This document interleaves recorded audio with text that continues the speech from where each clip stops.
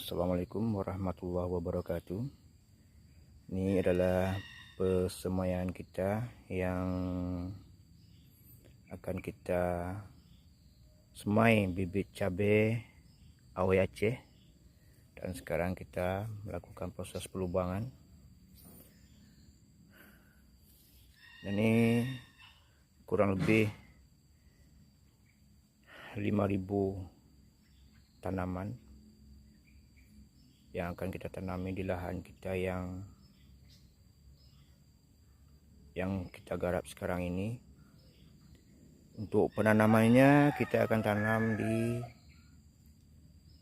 bulan Desember, habis bulan ini.